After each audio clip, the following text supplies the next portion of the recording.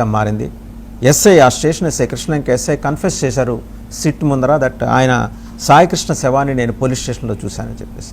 సరే, నాగరాజు సిఐడి విచారణలో ఏం చెప్పారనే దానికి సంబంధించి భిన్నమైన వాదనలు తెర మీదకి వస్తున్నాయి. ఒకటి, అసలు ఇదంతా పోలీస్ కమిషనర్ ఆధ్వర్యంలో ఉండే సిట్ చేసినప్పుడు నన్నెలా కమిషనర్ ఆధ్వర్యంలో ఉండే టాస్క్ ఫోర్స్ చేసినప్పుడు నన్నెలా ఇన్వాల్వ్ చేస్తారు ఈ కేసులో అని చెప్పేసి ఆయన అడుగుతారు. తెలుగులో సామెత ఉంది, 100 గొడ్లను తిన్న రాబందు ఒక్క గాలివానికి నేల కూలిందని. అట్లా 100 అభియోగాలు ఆయన మీద ఉన్నాయి. అవేమీ తేలలేదు. బట్ ఇందులో తన ఇన్వాల్వ్మెంట్ ఏం లేదని క్లెయిమ్ చేసుకుంటున్న నాగరాజు వాదనలో నిజమెంత అనేది ఇంకా ఫర్దర్ కోర్స్ ఆఫ్ ఇన్వెస్టిగేషన్లో తేలుతుంది. ఇందులో ఆయన ఇన్వాల్వ్మెంట్ లేనప్పుడు మరి ఇన్వాల్వ్ అయిన టాస్క్ ఫోర్స్ సిబ్బంది ఎవరు, వాళ్ళని విచారించారా, వాళ్ళేం చెప్తున్నారు, తెలంగాణ నుంచి వెళ్ళిన 2 వెహికల్స్ మార్కాపురంలో ఎవరు వెళ్ళారు, ఆ వెహికల్స్ ఎవరివి, అండ్ తెలంగాణ నుంచి పంపించిన ఆ నాయకుడు ఎవరు. ఇప్పుడు these are the questions doing round in among police circles. ఇది పక్కన పెడితే నిన్న మరి ఆయన్ని రిమాండ్కి తరలించారు రాజమండ్రి సెంట్రల్ జైలుకి జూలై 8 వరకు. సో రేపు పొద్దున 29వ తారీఖు హెబియస్ కార్పస్ పిటిషన్ అనే దానికి సంబంధించి ఇంకా పెద్దగా ప్రోగ్రెస్ ఏం కనపడకపోవచ్చు. 8వ తారీఖు మరిన్ని వివరాలు బయటకు వచ్చే అవకాశం ఉంది. నిన్న పేర్ని నాని మాట్లాడారు, మాజీ మంత్రి పేర్ని నాని మాట్లాడారు, మాజీ మంత్రి అంబటి రాంబాబు మాట్లాడారు. అంబటి రాంబాబు గారు 2 రోజుల వినతి పాదయాత్ర చేస్తారట. పేర్ని నానేమో తెలంగాణ నయంలాగా బెజవాడ నయంగా సాయికృష్ణని పోలీసులు వాడుకున్నారా అని చెప్పేసి ఆయన నిలదీస్తున్నారు. మల్టిపుల్ యాంగిల్స్ ఈ కేసులో వస్తున్నాయి. ల్యాండ్ సెటిల్మెంటా, లేకపోతే అంతకుమించిన భూ కబ్జా వ్యవహారాల, ఎవరిని దాపెట్టడానికి ఎవరిని బలిపశువుని చేస్తున్నారు, నాగరాజుని బలిపీఠం ఎక్కిస్తున్నారు. నాగరాజుకి వచ్చిన అపారమైన మద్దతు కృష్ణలంక పోలీస్ స్టేషన్ దగ్గర అయితే రోజు సాయంత్రం అవగానే కొవ్వొత్తులు ర్యాలీలు, నిరసన ప్రదర్శనలు. మళ్ళీ వైసీపీ అభియోగం ఏంటంటే వాళ్లే తెల్లారి పొద్దున వచ్చేసి వేరే రకమైన ఆందోళనలు చేస్తున్నారండి. సరే, దీనికి సంబంధించి కూడా నిదానంగానే విషయాలన్నీ బయటకు వస్తాయి. ఈ అంశానికి సంబంధించి బిగ్ డిబేట్లో మనతో పార్టిసిపేట్ చేస్తున్నారు వైసీపీ అధికార ప్రతినిధి జ్వాలాపురం శ్రీకాంత్. నమస్తే శ్రీకాంత్ గారు. అలాగే కృష్ణాంజనేయులు గారు political analyst and senior journalist, and Sujatha గారు జనసేన అధికార ప్రతినిధి. నమస్తే అండి అందరికీ. టు స్టార్ట్ విత్, ఒకసారి సుజాత గారు మీరు మాట్లాడే ముందు నిన్న పేర్ని నాని గారు మాట్లాడారు, నయీం యాంగిల్ తీసుకొస్తున్నారు. ఒకసారి అది కూడా చూసి మీ దగ్గరకు వద్దాం. విచారణ ఇవాళ ఎంత డొల్ల విచారణ అంటే ఇవాళ జరిగినటువంటి నారా చంద్రబాబు నాయుడు గారి ప్రభుత్వం చే నియమించబడినటువంటి ఒక ఐజీ గారి నేతృత్వంలో 2 ఎస్పీలు, ఒక అడిషనల్ ఎస్పీ గారు, ఈ 4 నేతృత్వంలో నడిచినటువంటి ఈ సిట్టు ఎంత డొల్ల, ఎంత దారుణమైనటువంటి ఇన్వెస్టిగేషన్ అంటే ఆఖరికి ఒక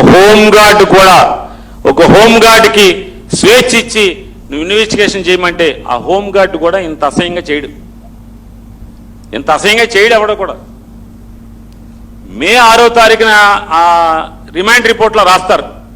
మే 6వ తారీఖున టాస్క్ ఫోర్స్ అడిషనల్ డీసీపీ గారికి పాత కృష్ణలంక సిఐ, అప్పటి కృష్ణలంక సిఐ నాగరాజు గారు రిక్వెస్ట్ ఇచ్చారంట, రిటర్న్ రిక్విజిషన్. ఏమని, అమ్మా మాకు పలానావాడు నాన్ బెయిలబుల్ వారెంట్లో ఒకటి కనపడతలేదు, ఎతికి తెచ్చిపెట్టండి అని చెప్పి అడిగాడంట. టాస్క్ ఫోర్స్ ఎవరు, నాయకుడు ఎవరు, టాస్క్ ఫోర్స్ బాస్ ఎవరు, విజయవాడ సిపి రాజశేఖర్ బాబు గారు టాస్క్ ఫోర్స్ బాస్. ఇవాళ ఎంత డొల్ల విచారణ అంటే ఇవాళ జరిగినటువంటి నారా చంద్రబాబు నాయుడు గారి ప్రభుత్వం చే నియమించబడినటువంటి ఒక ఐజీ గారి నేతృత్వంలో 2 ఎస్పీలు. అడిగేది ఏంటంటే సుజాత గారు, టాస్క్ ఫోర్స్ చీఫ్ మరి సిపిఏ కదా, ఆయన నోటీస్లో లేకుండా, ఆయన నాలెడ్జ్లో లేకుండానే ఇదంతా జరిగిందా? నాగరాజు గారు ఒక రిటర్న్ రిక్వెజిషన్ ఇచ్చారట టాస్క్ ఫోర్స్ అడిషనల్ డీసీపీ గారికి ఇచ్చారట. సరే, పరిగణలోకి తీసుకొని విచారణ చేపట్టారట. ఎండ్ ఆఫ్ ద డే ఏం తేలింది, పోలీస్ స్టేషన్లోనే 2nd ఫ్లోర్లో అతన్ని కొట్టి చంపారు అనేది తేలింది. ఈ శవాన్ని ఎస్ఐ చూశారట, అది కన్ఫెషన్ ఆయన చెప్పి రిమాండ్ రిపోర్ట్లో మెన్షన్ చేసినవి ఎవరు కొత్తగా కనుక్కున్నారు. మనదాకా మీరేం వాదిస్తూ వచ్చారు, జనసేన ఏం వాదిస్తూ వచ్చింది, అండ్ మీరు మరి కూటమిలో ఉన్నారు, పరస్పర భిన్నమైన వాదనలు మీ నాయకుల నుంచి వస్తాయి. మీ నాయకుడు కాకినాడలో మాట్లాడేది ఒకటి, ఇక్కడేమో బెజవాడలో లోకల్గా ఉండే నాయకులు చేసేది ఒకటి. పొద్దున్న ఒక చోట కనిపిస్తారు, సాయంత్రం కొవ్వొత్తుల ర్యాలీలో కనిపిస్తారు. ఎందుకు ఇంత ద్వైభావం, ఎందుకు ఇంత డ్యూయల్ ఇది అప్రోచ్ ఎందుకు ఉండాలి? ఒక అంశం అతను నేరస్తుడు, పట్టుకున్నారా లేదా అంతవరకు కన్ఫైన్ అవ్వకుండా ఈ వెనకేసుకుని వచ్చే వాదన ఏమన్నంటే జగన్మోహన్ రెడ్డి కులాల ప్రస్తావన తీసుకొస్తున్నారు. వదిలేయండి, జగన్మోహన్ రెడ్డి తీసుకొచ్చాడు కాబట్టి 11 దగ్గర ఆగిపోయాడు. మీరు కూడా అక్కడికి వెళ్ళాలనుకుంటున్నారా? ఎందుకు ఇలాంటి వాదనలు తెర మీద తీసుకొచ్చారు? అతను క్రిమినల్, చట్టం ప్రకారం ఆయన హ్యాండిల్ చేయండి అని అడగట్లో తప్పు లేదు. 2 చోట్ల మీరే ఉంటారు, లావాదేవీలు మీరే చేస్తారు, అండ్ డబ్బుల వ్యవహారాలు మీరే నడుపుతారు, సాయంత్రంకి వచ్చేప్పుడు కొవ్వొత్తులాలీలు మీరే కనిపిస్తారు. ఏం అనిపించట్లేదా మీకు?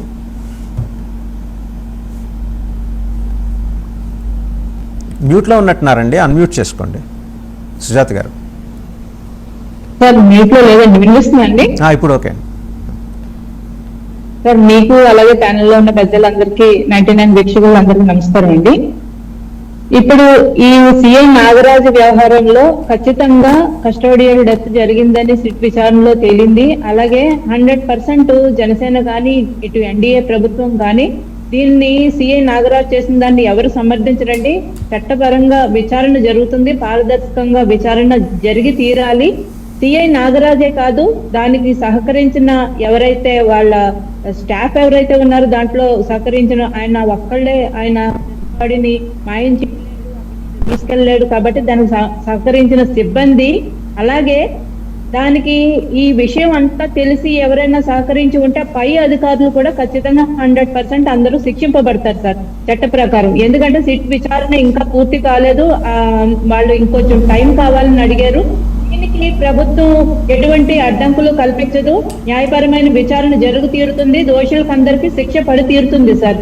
నాగరాజు మీద ఇంతకు ముందు ఎటువంటి కేసులు ఉన్నప్పటికీ కూడా కస్టోడియల్ డెత్ చేయడం అనేది నేరం. 100% ఎవరికి అటువంటి రైట్స్ లేవు.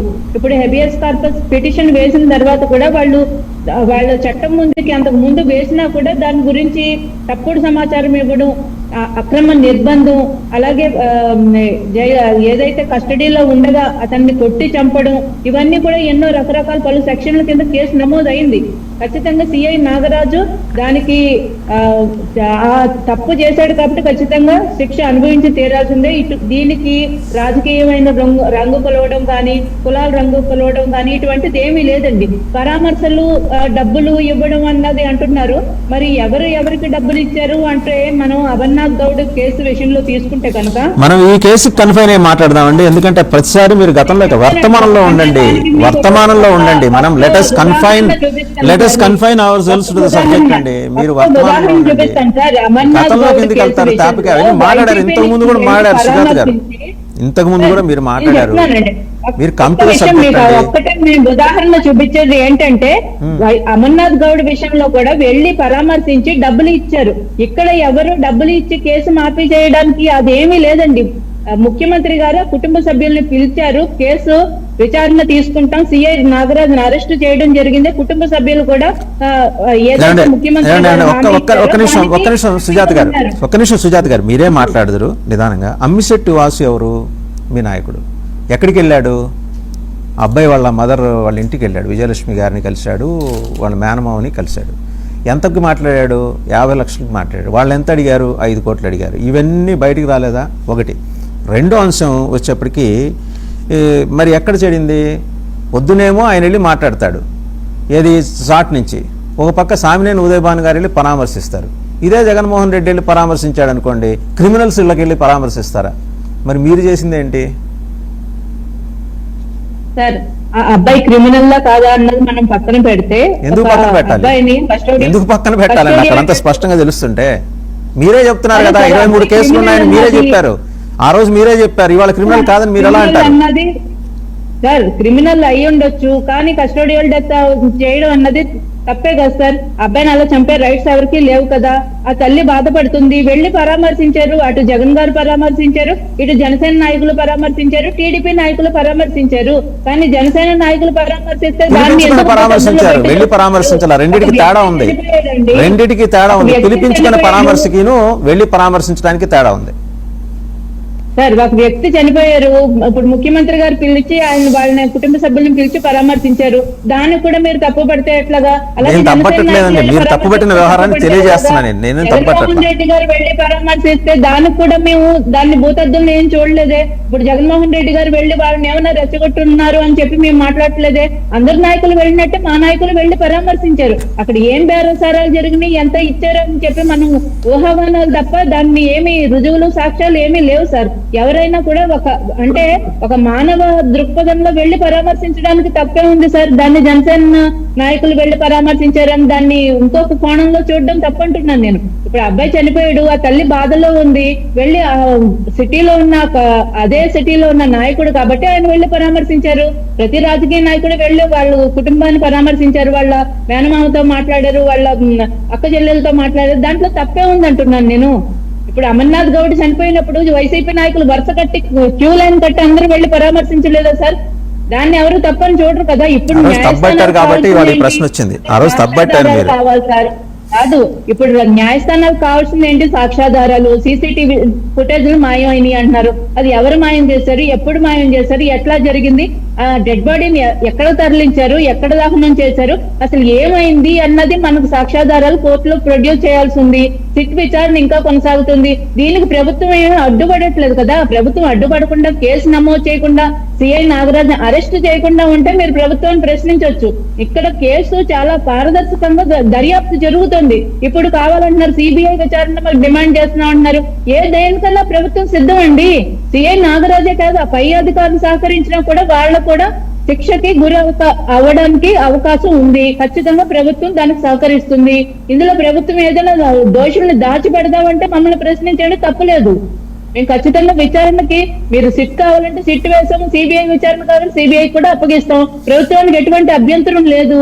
ఇందులో మేము మా వాదన ఏంటంటే మొదటి నుంచి కూడా ఏదైతే వైసీపీ కులాల ప్రస్తావన తెస్తుందో దాన్ని మాత్రమే తప్పుపట్టింది జనసేన కానీ ఎన్డీఏ ప్రభుత్వం కానీ. కులాలను తీసుకురాకండి, నిందితులు బాధితులు మళ్ళీ మీ దగ్గరకు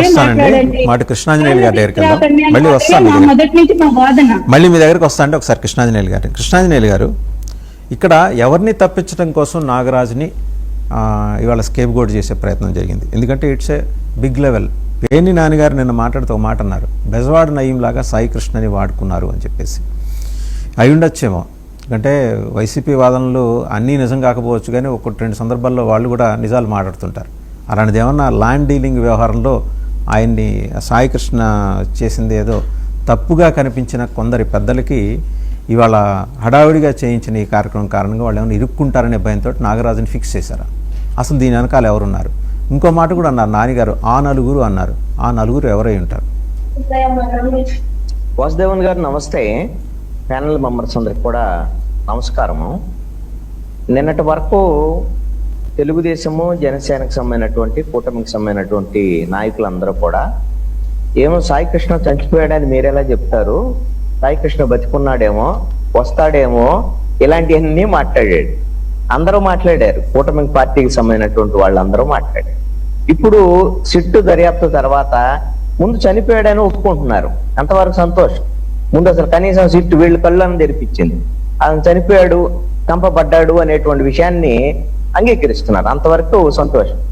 మరి ఎట్లా, ఎందుకు చంపబడ్డాడు, కారణం ఏంటి, ఎలా చంపబడ్డాడు అనేది కస్టోడియల్ టార్చర్ అని సిట్టు కూడా తేల్చినటువంటి అంశం.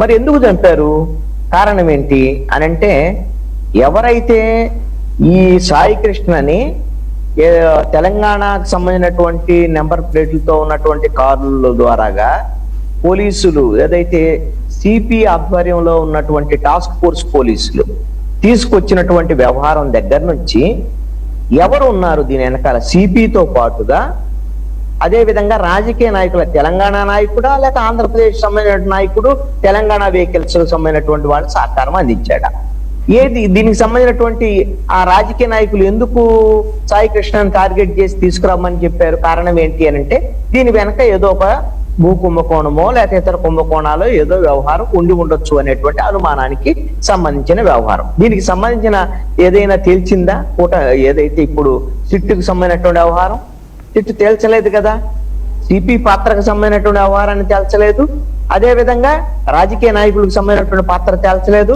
అదే విధంగా ఇప్పుడు శివపార్వతి గారు చెప్పినట్టుగా, కనీసంగా సుజాత గారు చెప్పినట్టుగా, కనీసంగా ఎవరైతే సిఐ నాగరాజుతో పాటు ఉన్నటువంటి ఈ కస్టోడియల్ టార్చర్ చేసి సాయి కృష్ణ చంపడానికి కారణమైనటువంటి ఆ సహాయకులు ఎవరో కూడా వాళ్ళను కూడా తెలుస్తారు. అంటే ఇది కేవలము ఒక నాగరాజు అనేటువంటి వ్యక్తి మాత్రమే చేశాడు, సిఐగా ఉండి ఆ స్టేషన్ లో ఉన్నటువంటి పోలీసులు వాళ్ళని బాధ్యులను చేయలేదు. అదే విధంగా అసలు శవం ఏమైంది అనేటువంటిది తేల్చలేనటువంటి పరిస్థితి. శవమే లేకుండా మీరు హత్య కేసు పెట్టేసి టార్చర్ చేశాడు, కస్టోడియల్ టార్చర్ అని చెప్పి ఇవన్నీ అంటే ఈ దర్యాప్తు మొత్తాన్ని ఒక పేక మేడలాగా పేర్చేటువంటి ప్రయత్నం నాగరాజును కాపాడటానికి జరుగుతోంది. ఎందుకు నాగరాజును ఎందుకు కాపాడాలి అంటే, నాగరాజు గిన పూర్తి స్థాయిలో అతను దోషి కింద మార్చితే ఈ కేసులో ఈ విధంగా ఒక వ్యక్తిని అన్లాఫుల్ గా తీసుకురావటము, అన్లాఫుల్ గా కస్టోడియల్ టార్చర్ చేయటము, అదే విధంగా ఆధారాలను సీసీ ఫుటేజ్ మాయం చేయటము, అదే విధంగా అతని శవాన్ని మాయం చేయటం అనేటువంటి అంశం ఇవన్నీ చూసినప్పుడు రేరెస్ట్ ఆఫ్ రేర్ కేసు కింద ఈ కేసులో ఖచ్చితంగా మరణ శిక్ష పడేదానికి అవకాశం ఉంటుంది. అందుకని ఇప్పుడు ఈ విషయము నాగరాజుకు తెలుసు. ఒకవేళ ఈ విధంగా పర్ఫెక్ట్ గా దర్యాప్తు జరిగితే తనకు మరణ శిక్ష పడేదానికి అవకాశం ఉంది. ఆటోమేటిక్ ఏం చేస్తాడు అతను, అంత తీవ్రమైనటువంటి నేరం తన మీద పడేటువంటి పరిస్థితి ఉంటే అసలు వాస్తవంగా ఎవరున్నారు దీని వెనక అనేటువంటి విషయాన్ని తను బయట పెట్టేటువంటి ప్రమాదం ఉంటుంది. అందుకనే ప్రభుత్వంలో ఉండేటువంటి వాళ్ళు ఈ రోజున ఆ తెర వెనకున్నటువంటి రాజకీయ నాయకుడి పాత్ర, అదే విధంగా తెర వెనకున్నటువంటి పోలీసు అధికారుల పాత్ర, వీళ్ళందరూ బయటికి రాకుండా చేసేటువంటి ప్రయత్నం చేస్తున్నారు. నేను ఒక్కటే చెప్తానండి, సిట్టు దర్యాప్తు చేసిన తర్వాత ఎప్పుడైతే కస్టోడియల్ టార్చర్ వల్ల చనిపోయాడు అని తేల్చిన వెంటనే మరి ఫస్ట్ సుప్రీంకోర్టు ఆదేశాల ప్రకారంగా గతంలో ఇచ్చినటువంటి తీర్పులకు అనుగుణంగా ఒక కస్టోడియల్ టార్చర్ తర్వాత దాన్ని దర్యాప్తు చేసేటువంటి వ్యవహారం ఎవరు చేయాలి? ఒక జ్యుడిషియల్ ఎంక్వైరీ చేయాల్సినటువంటి పరిస్థితి ఉంది. జ్యుడిషియల్ ఎంక్వైరీకి ప్రభుత్వం ఆదేశించాల్సినటువంటి అవసరం ఉంది. మరి జ్యుడిషియల్ ఎంక్వైరీ జరగకుండా పోలీసులు ఎందుకు దర్యాప్తు చేస్తున్నారు అంటే, పోలీసులు ఎప్పుడైతే ముఖ్యమంత్రి దీని మీద ఎంక్వైరీ అని అన్నాడో ఒక ఎస్పీని నరసింహ కిషోర్ అని రాజమండ్రి ఎస్పీని వేశారు. ఆ తర్వాత 2-3 రోజులు పబ్బం గడిపారు. ఆయన ఎస్పీ కూడా రాలేదు దర్యాప్తుకి. ఏసీపీ దైవకుమార్ తో చేశారు, దాని విచారణ జరిపించేటువంటి ప్రయత్నం చేశారు. ఆ తర్వాత మళ్ళీ వెంటనే సిట్ అన్నారు. ఆ సిట్ అన్న తర్వాత సిట్టుకు సంబంధించినటువంటి దర్యాప్తు ఎంత డొల్లగా ఉంది అనేటువంటిది ఇప్పుడు అర్థమవుతున్నటువంటి అంశం. దీంట్లో వాస్తవాలు బయటికి రావాలి అని అంటే హైకోర్టు సిట్టింగ్ జడ్జితో విచారణ జరిపితే మాత్రమే వాస్తవాలు బయటకు వచ్చేదానికి అవకాశం ఉంటుంది. లేదు అని అంటే ఈ కేసు మొత్తాన్ని కూడా అసలు లాజికల్ కంక్లూజన్ లేకుండా, భవిష్యత్తులో ఆధారాలు లేకుండా ఈ ప్రభుత్వమే దాన్ని మొత్తం కేసుని సమాధి చేసేటువంటి ప్రయత్నం చేస్తుంది. దీంట్లో బాధ్యులు ఎవరు అని అంటే, ఎవరైతే నాగరాజు పైన ఉన్నటువంటి ఏసీపీ దగ్గర నుంచి డీసీపీ దగ్గర నుంచి ఏదైతే టాస్క్ ఫోర్స్ కు చీఫ్ గా ఉన్నటువంటి విజయవాడ పోలీస్ కమిషనరు వీళ్ళు బాధ్యులు అవుతారు. వీళ్ళు ఈ విధంగా వాస్తవాలని తప్పిపెట్టేటువంటి ప్రయత్నము ఒక 1-10 రోజుల పాటు చేస్తే ప్రభుత్వం నిద్రపోయింది. హోంశాఖ, అదే విధంగా లా అండ్ ఆర్డర్ తన దగ్గర ఉన్నటువంటి ముఖ్యమంత్రి వీళ్ళందరూ కూడా రాష్ట్రంలో ఒక కస్టోడియల్ టార్చర్ చేసి శవాన్నే మాయం చేసినటువంటి పరిస్థితి ఉన్నప్పటికీ కూడా ముఖ్యమంత్రికి తెలియలేదా, హోంమంత్రికి తెలియలేదా అంటే, తెలిసే ఈ రోజున ఈ విధమైనటువంటి నాటకాలు ఆడుతున్నారా అంటే లా అండ్ ఆర్డర్ ఆంధ్రప్రదేశ్ లో ఏ స్థాయిలో ఉంది అనేటువంటిది అర్థమవుతున్నటువంటి అంశం. ఒక అంశాన్ని మాత్రం గుర్తుపెట్టుకోవాలి, ఈ కూటమి ప్రభుత్వము ఈ రోజున ఈ కస్టోడియల్ టార్చర్ కు సంబంధించినటువంటి విషయంలో సాయి కృష్ణ ఇతను తీవ్రమైన నేరస్తుడని మొదట ప్రచారం చేశారు. ఏం నేరస్తుడైతే మరి ఆ నేరస్తుడైనా సరే కస్టడీలో చంపటం తప్పే అని ఇప్పుడు సుజాత గారు సన్నాయి నొప్పులు ఒక్కుతున్నారు. అంటే కూటమి వైఖరి అన్నమాట ఈ విధమైనటువంటి ధోరణిలో ఉంది. ఈ విధంగా కస్టోడియల్ టార్చర్ చేసి దారుణంగా హత్య చేసిన తర్వాత మొత్తం ప్రభుత్వం దిగొచ్చింది ఈ కేసు నుంచి నాగరాజును కాపాడటం కోసం, ఈ కేసుని సమూలంగా ఆధారాలు లేకుండా మాయం చేయటం కోసం ఈ రోజున ప్రభుత్వమే దిగొచ్చి మొత్తము ఈ రోజున ఆంధ్రప్రదేశ్ లో లా అండ్ ఆర్డర్ అనేటువంటిది పూర్తిగా ప్రభుత్వమే గొంతు నులిమి చంపుతోంది అనేటువంటి విధంగా ప్రజలందరూ భావించేటువంటి విధంగా ఈ రోజున ప్రభుత్వం వ్యవహరిస్తుంది. నేను ఒక్కటే చెప్తాను, నేను గతాల తోలికి వెళ్ళను గానీ గత 5 ఏళ్ల పాటు మేము అనేకమైనటువంటి డిబేట్ లో అనేకమైనటువంటి కేసులకు సంబంధించి ఒక 5 కేసులు ప్రముఖంగా చెప్పేవాడు. ఎందుకు వైఎస్ఆర్ కాంగ్రెస్ పార్టీ 11 సీట్లు పడిపోవటానికి ప్రధానమైన కారణాల్లో అవి. అబ్దుల్ సలాం కుటుంబం అండి, పోలీసుల వేధింపు వల్ల ఆత్మహత్య చేసుకున్నటువంటి ఈ రోజు నా పేరు పోగు క్రాంతి కుమార్ అదే విధంగా ఆత్మహత్య చేసుకున్నాడు కదా, ఈ సిఐ వేధింపుల వల్లే కదా. అదే విధంగా ఎవరైతే కిరణ్ కుమార్ అనేటువంటి వ్యక్తిని, చీరాల కిరణ్ కుమార్ ని పోలీసులు కొట్టి చంపినటువంటి పరిస్థితులు, ఆ తర్వాత వరప్రసాద్ అనేటువంటి రాజమండ్రి పోలీస్ స్టేషన్ లో శిరోమండనం చేసినటువంటి పరిస్థితి. అదే విధంగా సుబ్రహ్మణ్యం అనేటువంటి డ్రైవర్ ని హోమ్ డెలివరీ చేశారు చంపి, అనంతబాబు అనేటువంటి వైఎస్ఆర్ కాంగ్రెస్ పార్టీ ఎమ్మెల్సీ.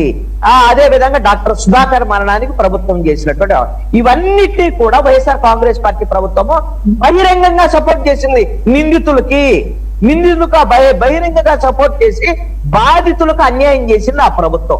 వాళ్ళు నిశ్చితుగా చేసేశారు.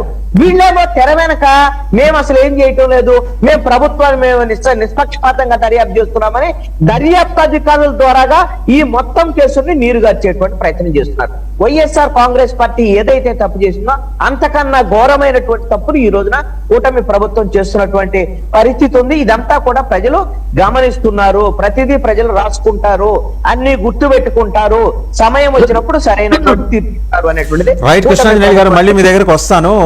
శ్రీకాంత్ గారు, ఈ 2 రోజుల డెవలప్మెంట్స్ నేను చూశారు. సిట్ ముందు ఎస్ఐ కన్ఫెస్ చేశారు, ఏమని అబ్బాయి శవాన్ని నేను చూశాను అని చెప్పేసి, పోలీస్ స్టేషన్లో చూశాను అని చెప్పారు. సరే, తర్వాత మళ్ళీ సబ్సిక్వెంట్గా పేర్ని నాన్నగారు మాట్లాడుతూ ఆ నలుగురు ఎవరు మీకు ఏమైనా చెప్పారా పేర్ని నాన్నగారు?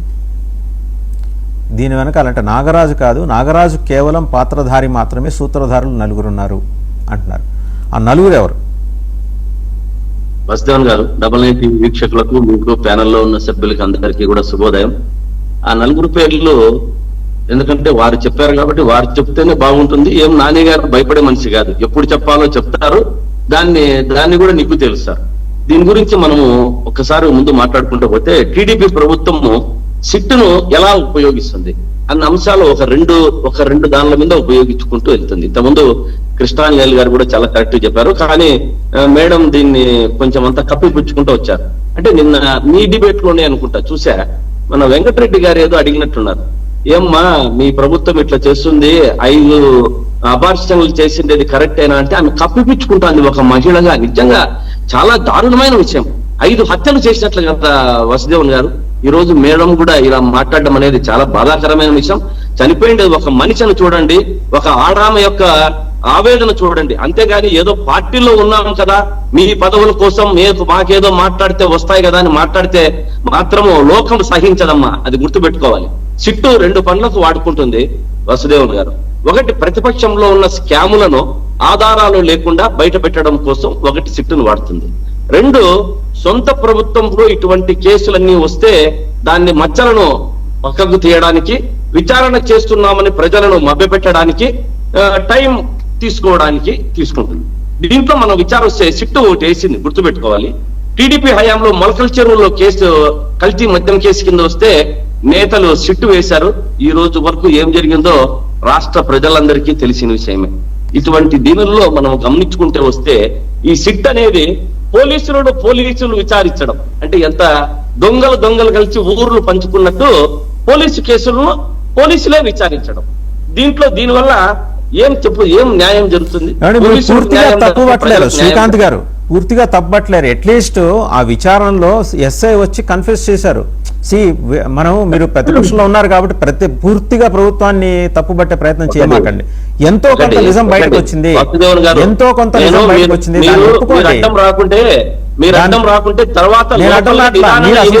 చేయట్లేదంటే చదువుతున్న సిట్ ఎంతో కొంత చేసింది కాబట్టి బయటపడింది. అతను చనిపోయాడన్న విషయం ఇవాళ బయటపడింది. అరే నిదానంగా ఏం జరిగేది కూడా చెప్తాను వసుదేవన్ గారు. ఎందుకు మీరు పాప అంత లోపల తొందరపడి ఒక కోయిల అన్నట్లు మీరు మాట్లాడితే ఎట్లా? సిట్టు ఏదైనా ఏమి జరిగినా కూడా వీరు జరిగేది ఏమి జరుగుతుంది అన్నది నేను చెప్పుకుంటూ వస్తా. హత్య చేసింది పోలీస్, విచారిస్తున్నది పోలీస్. ఈ పోలీసు విచారణ ప్రకారమే న్యాయస్థానానికి వీళ్ళు ఏదైతే ఉన్నాయో అవన్నీ తారుమారు చేసి న్యాయస్థానానికి సమర్పిస్తారు. ఒకటి చిన్న విషయం ఆలోచించుకుందాము. మనము 40 రోజుల తర్వాత, 40 డేస్ అబ్బాయి ఇదైపోయిన తర్వాత, మే 5వ తారీఖేమో అయిపోయిన తర్వాత మొన్నటి వరకు ఏం జరిగిందంటే 40 రోజుల్లో కేసులంతా కూడా, ఆధారాలంతా కూడా తారుమారు. ఇప్పుడు సిట్టు వేసి మళ్ళీ ఇంకా మిగతా ఆధారాన్ని కూడా ఏదో బూచికి కొన్ని చూపించి వీరు జరిపేది ప్రభుత్వం ఏమి జరుగుతుంది అనేది ప్రతి ఒక్కరికి తెలిసిన విషయమే. దీంట్లో ఏం జరుగుతుంది? నాగరాజు గారు వాస్తవాలు బయట పెడితే కొంతమంది ప్రభుత్వ అధికారులు గాని, దీంట్లో ఉన్నటువంటి ప్రభుత్వంలో ఉన్నటువంటి పెద్దలు గాని, పోలీసుల అధికారులు గాని లోపలికి పోయే పరిస్థితి. ఫస్ట్ నాగరాజు గారి మీద ఏం పెట్టారు? నిన్న మొన్న చూసాం, ఒక ఎమ్మెల్యే టికెట్ అన్నారు. మీరే చెప్పారు 50 లక్షలు, ₹1 ఆమె అడిగింది. నేను చెప్తున్నా, నేను నాగరాజు గారు కాదు, ఆమె అడిగింది 50 లక్షలు, 5 కోట్లు అడిగింది. ఇదే ఒక్కటొక్కటి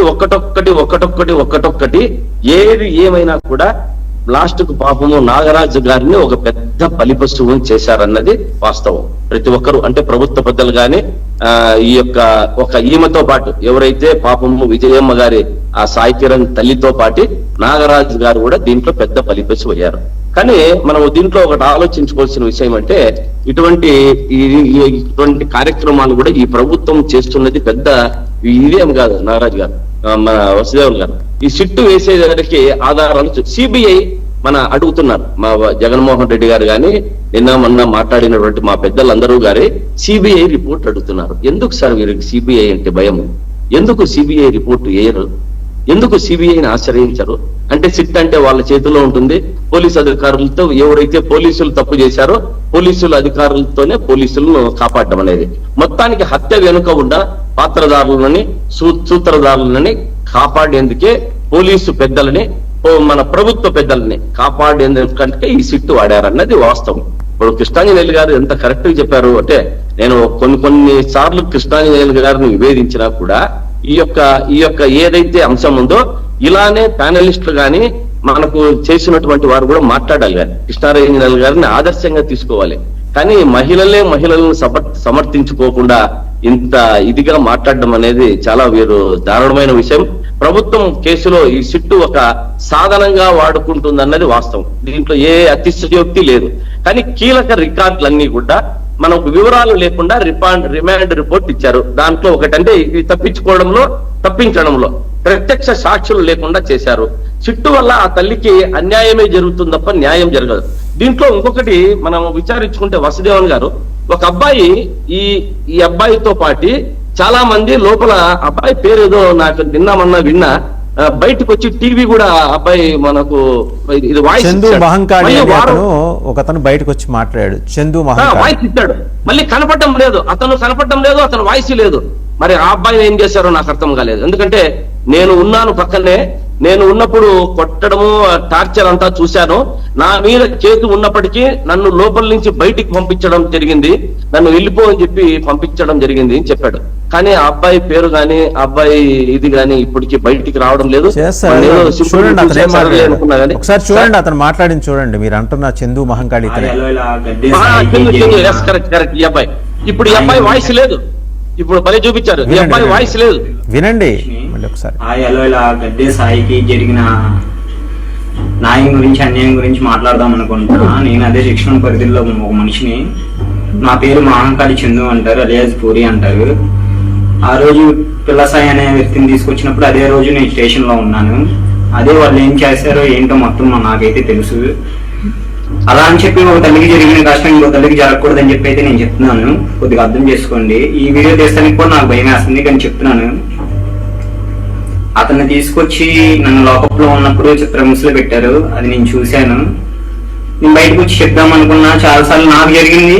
నేను ఆల్రెడీ జోనల్ కోర్టు దగ్గరికి వెళ్ళి ఇట్లా చేస్తున్నారని చెప్తే లాయర్లు కూడా, కొంతమందికి తెలిసిన లాయర్లు కూడా పోలీసులకి సపోర్ట్ చేశారు. ఆ రోజు సపోర్ట్ చేయడం వల్ల మేము ఎవరికి ఏం చెప్పుకోలేకపోయాము. అదే గవర్నమెంట్ నుంచి దూకి పడిపోయేసినా కూడా మనిషిని చూస్తా కూడా మంచినీళ్ళు పోయకుండా వెళ్ళిపోయారు. ఆ వ్యక్తిని వాళ్ళు ఏ విధంగా అయితే ఎక్కడి నుంచో తీసుకొచ్చి చిత్రహింసలు పెట్టి ఆ రోజు మాత్రం స్టేషన్ లో చేసింది అదైతే ఎవరికి గ్రాహ్యం కాదు. నీకు లా తెలిసిన ప్రకారంగా అయితే నువ్వు ముద్దాయి, నీకు అరెస్ట్ వారెంట్ ఉందంటే నువ్వు పట్టుకొచ్చి ఎల్పీడబ్ల్యూ వారెంట్ అది కోర్టులో పెట్టాలి. కానీ ఇట్లా న్యాయంగా అన్యాయంగా మనిషిని జైల్లో పెట్టాలి. దీంతో పాటు నిన్న అంబటి రాంబాబు గారు మాట్లాడారు, ఒకసారి అది కూడా చూద్దాం. శ్రీకాంత్ గారి తర్వాత మీరే మాట్లాడదురు. అంబటి రాంబాబు గారు మాట్లాడారు, తీసుకుని వారిని చట్ట ప్రకారంగా అరెస్ట్ చేసి కోర్టులో ప్రొడ్యూస్ చేయండి అని ఒక వినతి పత్రాన్ని ఇచ్చే కార్యక్రమాన్ని రేపు 29వ తారీఖున ప్రారంభించబోతున్నారు. 2 రోజుల పాటు పాదయాత్ర సాగుతుంది. సో అది 2 రోజులు పాదయాత్ర చేస్తారట ఆయన, వినతి పాదయాత్ర అని చెప్పేసి వీటన్నిటికీ సంబంధించి. సో ఒకటి- మధ్యకాలంలో ఆయన బాగా యాక్టివ్ అయ్యారు అంబటి రాంబాబు గారు వైసీపీలో. వాసుదేవన్ గారు, అంబట్రాంబాబు గారు ప్రతి ఒక్కరు కూడా యాక్టివ్ గా ఉన్నారు. కానీ ఈ వైఎస్ జగన్మోహన్ రెడ్డి గారు పరామర్శించిన తర్వాత, అంటే నేను ఇంతకుముందు సిట్టుని ఎలా ఉపయోగించుకుంటున్నారని చెప్పిన, అంతకు ముందు 40 రోజులు ఏం చేశారు సార్ వీళ్ళు? జగన్మోహన్ రెడ్డి గారు పోయేంత వరకు, అక్కడికి వచ్చేంత వరకు, విచారించేంత వరకు సిట్టు లేదు. వాళ్ళు ఉన్నదానికి ఏమంటే ఆ 40 రోజులు ఉన్న ఆధారాలను చెరిపేకే సరిపోయింది వీళ్ళ పని. రాంబాబు గారు అడుగుతున్నారు ఫస్ట్ నుంచి సిబిఐ ఏమని.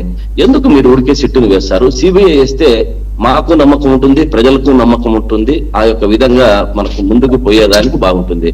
కానీ ఇటువంటి దాంట్లో పాపం నేను అనుకుంటున్నా కానీ ఈ నాగరాజు గారిని అంటే ఏ విధంగా వాడారో ఆయన చెప్తున్నాడు, మార్కాపురం నుంచి తీసుకొచ్చిండేది నేను కాదు, దానికి ఇన్వెస్టిగేషన్ అధికారులు తీసుకొచ్చారు, వాళ్ళని వదిలిపెట్టారంటున్నారు, నన్ను తీసుకుంటున్నారంటున్నారు. మొత్తానికి పాపము నాగరాజు గారు బలిపశువు అయ్యి ఒక ఎమ్మెల్యే టికెట్ వైపు ప్రయత్నిస్తున్నాడు పాపం. ఎందుకంటే ఆయన ప్రయత్నం కాదు, వీళ్ళు మీరు ఇట్లాంటి నాగరాజు ఎమ్మెల్యే టికెట్ ఈ అక్కర్లేని మాటలు ఎందుకు సార్ శ్రీకాంత్ గారు? ఆయన ముందర సస్పెండెడ్ పోలీస్ మీడియాలో వచ్చే కథనాలు తీసుకొచ్చి అవి నిజమని నమ్మించే ప్రయత్నం చేయమాకండి. వీళ్ళు ప్రలోభ పెడతారు అన్న దానికి చెప్తున్నాను. మొత్తానికి దీని మీద ఏం చేశాను సార్, ఇది మిస్సింగ్ కేసు కాదు, దాంట్లో బాగా స్పష్టంగా తెలిసింది. ఇది కస్టోడియల్ టార్చర్, మరణమే 100% గ్యారంటీ.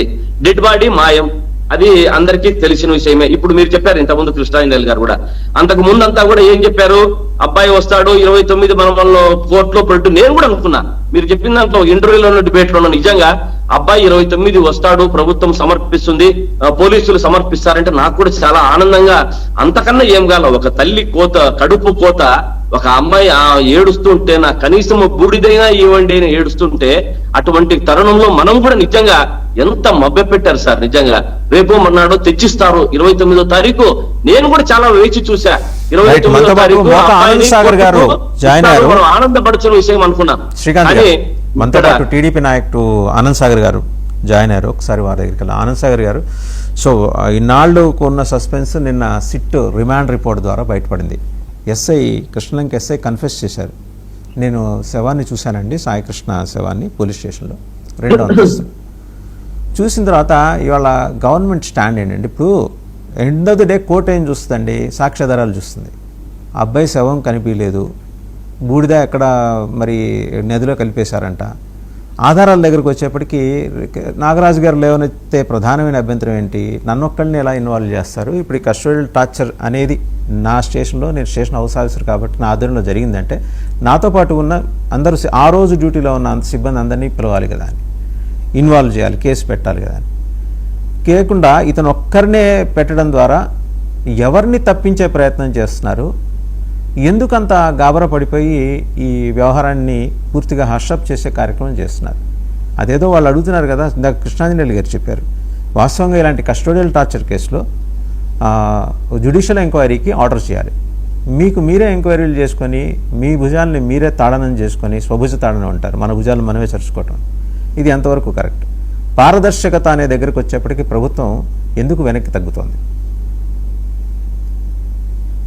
ముందుగా మీకు ప్యానల్ ఉన్నటువంటి పెద్దలకి హృదయపూర్వక నమస్కారం. ఏదైనా జరిగిన సంఘటన చట్ట విరుద్ధమైంది, ప్రజాస్వామ్య విరుద్ధమైంది, రాజ్యాంగ విరుద్ధమైంది జరిగింది. అధికారులు ఈ విధంగా శిక్షలు అమలు చేస్తే, చట్టాన్ని వాళ్ళ చేతుల్లోకి తీసుకుంటే అసలు రాజ్యాంగ స్ఫూర్తే దేశంలో నశించిపోతుంది. దీన్ని సమాజం తీవ్రంగా ఖండిస్తుంది. ఏదో కొండ నాలుగు మందేస్తే ఉన్న నాలుగు ఊడిపోయిందనే సామెతలాగా అధికారులు ప్రవర్తించకూడదు. రేపు పొద్దున్న పోలీసు ఇంటికి వెళ్తే అరెస్ట్ అంటే భయపడే పరిస్థితులు తీసుకురాకూడదు. ఇంత ప్రభుత్వం చిత్తశుద్ధి, పారదర్శకత మీరు కూడా ఆలోచించాలి. చంద్రబాబు నాయుడు గారు స్పందించినటువంటి విధానం, ఆయన తీసుకున్నటువంటి నిర్ణయాలు, రిజల్ట్ వస్తున్నాయా లేదా, వాస్తవాలు బయటకు వచ్చాయా లేదా, ఇంకా చాలా డెప్త్ గా, నేను ఇప్పుడు మీ దగ్గర చెప్పకూడదు, ప్రభుత్వం ఇంకా చాలా డెప్త్ గా వెళ్తా ఉంది. ఒక 2-3 రోజుల్లో చాలా ఆశ్చర్యకరమైనటువంటి రిపోర్ట్స్ మీరు చూస్తారు. ఇది వాస్తవం. ఎవరు చుట్టం కాదు మాకు, ప్రభుత్వానికి, చంద్రబాబు నాయుడు గారికి కానీ పవన్ కళ్యాణ్ గారికి కానీ మాకు అక్కడ న్యాయం కావాలి, ధర్మం కావాలి, వాస్తవాలు కావాలి. చట్టాన్ని ఎవరైనా చేతుల్లో తీసుకుంటే సహించేది ఎప్పుడూ ఉండదు చంద్రబాబు నాయుడు గారి యొక్క అడ్మినిస్ట్రేషన్ లో. కాబట్టి డెఫినెట్ గా 1-2 రోజుల్లో మీరు అడిగిన ప్రశ్నలకి పక్కా సమాధానాలు బయటకు వస్తాయి, ఇంకా బలమైన సమాధానాలు బయటకు వస్తాయి. మీకు ఇంకో విషయం ఏంటంటే, ఆ సిఐది మా ప్రాంతమే, మాది కాట్రేనికొండ మండలం, అంబేద్కర్ కోనసీమ జిల్లా. ఆయన కూడా అక్కడే, చెయ్యేరు అనే గ్రామం. నేను దాని గురించి చెప్తున్నాను మీకు. నాకు తెలిసిన విషయాలు, చాలా బలమైనటువంటి సాక్ష్యాలు మీడియా ముందుకు రాబోతున్నాయి. మీరు ఊహించినటువంటి విషయాలు బయటకు రాబోతున్నాయి, ప్రభుత్వం బయట పెట్టబోతుంది. అందుకే నేను కూడా పెద్దగా మాట్లాడట్లేదు, ఎవరైనా విమర్శలు చేసినా మాట్లాడట్లేదు.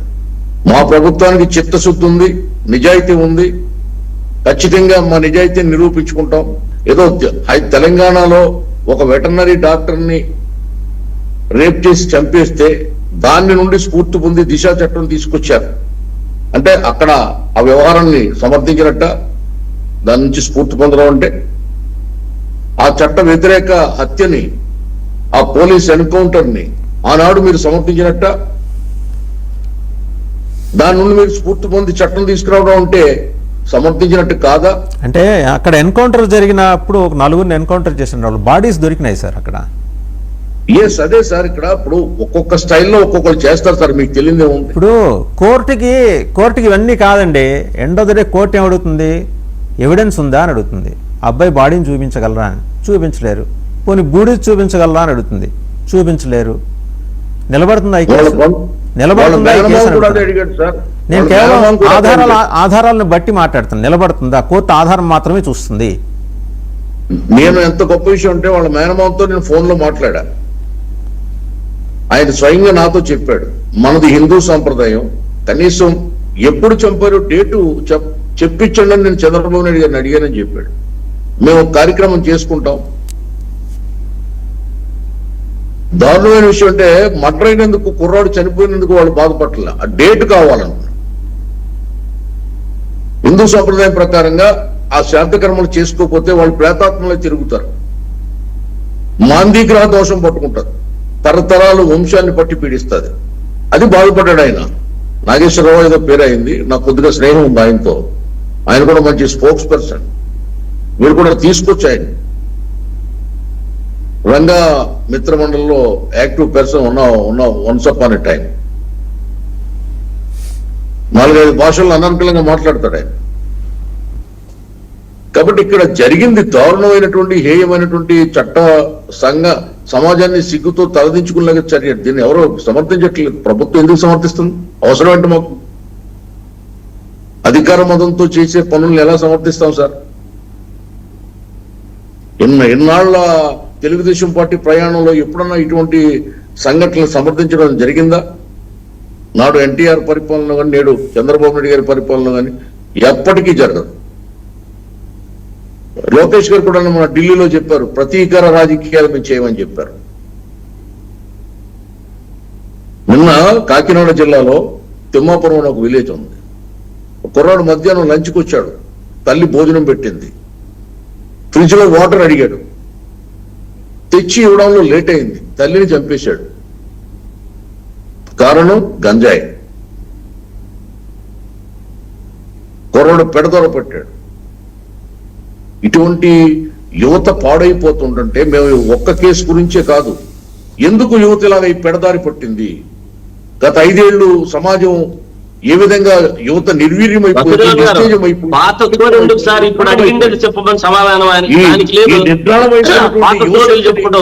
యువ జాతిని తట్టి లేపడమే తెలుగుదేశం పార్టీ ప్రభుత్వం ముందున్నటువంటి ఏకైక లక్ష్యం.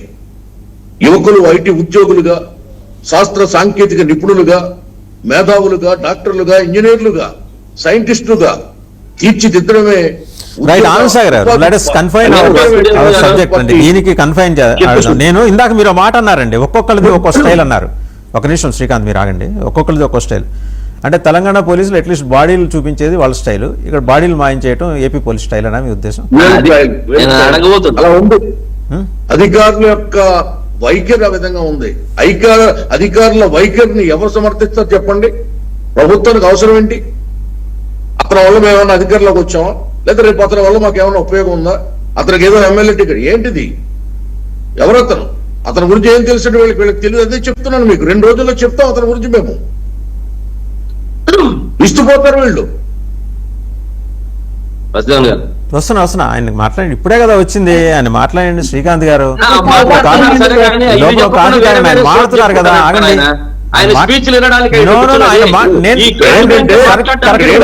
వచ్చేప్పటికి మీరు అడ్డు తగులుతున్నారు. మాట్లాడండి, ఆయన మాట్లాడండి. శ్రీకాంత్ గారు ఆయన మాట్లాడండి. నేను మీ దగ్గరకు వస్తాను. సంఘటనకి కులానికి ముడిపెట్టి రాజకీయం చేయడం, మీటింగులు పెట్టడం, దీన్ని సమాజం తీవ్రంగా తీసుకుంటుంది.